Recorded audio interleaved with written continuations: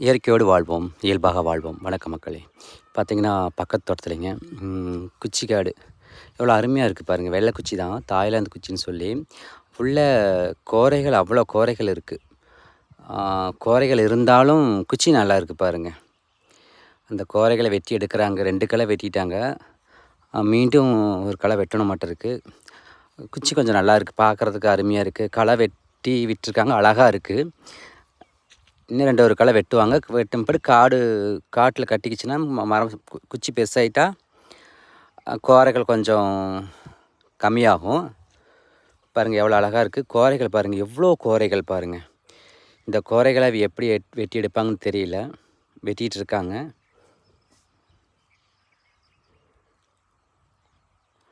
குச்சி தாய்லாந்து குச்சி அருமையாக இருக்குது பாருங்கள். அதுவே பக்கத்தில் அதை ஒட்டி பாதி காட்டுக்கு களைக்கொல்லி அடிச்சிருக்காங்க பாருங்கள். எவ்வளோ அழகாக இருக்குது பாருங்கள். களைக்கொல்லி அடித்து நாசமாக போயிடுச்சுங்க பாருங்கள் எல்லாம். களை வெட்டுறதுக்கு சங்கடப்பட்டுக்கிட்டு களைக்கொல்லி அடித்து கோரைக்கு மருந்தடிச்சிருக்காங்க. எப்படி பாருங்கள் குச்சி, அது எப்படி இருந்துச்சு, இது எப்படி இருந்துச்சு பாருங்கள். இது சிவப்பாக தெரிகிறது பூரா களைக்கொல்லி அடிச்சிருக்காங்க பாருங்கள். அதெல்லாம் களைக்கொல்லி குச்சியே செத்துருச்சு. அப்போ எவ்வளவு பவராக இருக்கும் பாருங்கள் இந்த மருந்தோட வேகம். அந்த மருந்தின் வேகம் பாருங்கள் எப்படி இருக்குன்னு பாருங்கள். ஒட்டியே பாதி ஒரு வயலில் பாதி களை வெட்டியிருக்காங்க, பாதிக்கு மருந்தடிச்சிருக்காங்க பாருங்கள். எவ்வளோ அந்த மருந்தின் வேகத்தை பார்த்தீங்களா? இது மாதிரி தான் ஒவ்வொரு காய்க்கும் இந்த மருந்து அடிக்கும்போது அந்த காய் எவ்வளோ வேகத்தை எடுத்துக்கும்.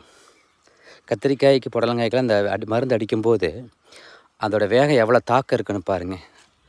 அந்த செடிக்கும் இந்த செடிக்கும் உள்ள வித்தியாசம் இதுதாங்க. நாம் சாப்பிட்ற காய்கறிக்கும் இயற்கைக்கும் செயற்கைக்கும் உள்ள வித்தியாசம் இதுதாங்க. இயற்கையாக சாப்பிட்டா நல்லா இருக்கலாம், செயற்கையாக சாப்பிட்டா இப்படி தான் போகணும், கறிக்கு தான் போகணும்.